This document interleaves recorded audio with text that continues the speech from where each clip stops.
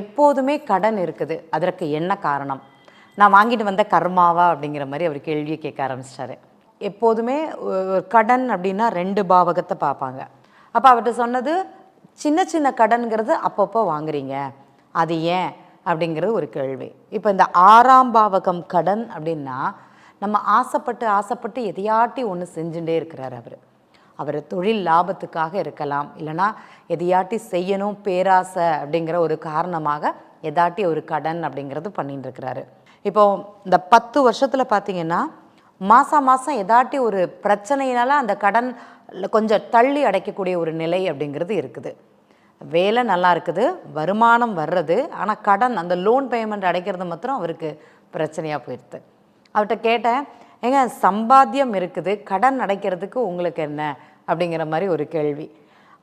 ஏன்னா நம்ம கேட்டால் தான் அவங்களுக்குள்ள அதை உணர முடியும்.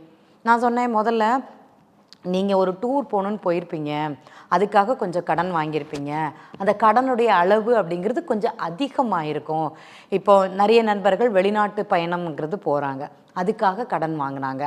அப்போ அங்கே போனதை விட செலவுங்கிறது அதிகமாயிருச்சு. அதுக்காக அதிகப்படியான கடன் அங்கே செலவழிக்க வேண்டிய ஒரு தன்மை அப்படிங்கிறது அந்த ஜாதகத்தில் இருக்குது.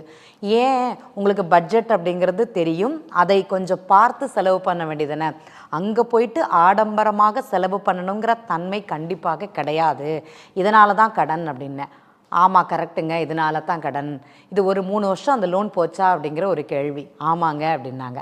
அடுத்தது பார்த்தீங்கன்னா, உங்களுக்கு கடன் அடைக்கக்கூடிய தன்மை இந்த லக்னம் மாறும்போது இருக்குது. கண்டிப்பாக கடன்கிறது உங்களுக்கு நிவர்த்தியை கொடுக்குது, கவலைப்பட வேண்டாம் அப்படிங்கிறது தான் சொன்னேன்.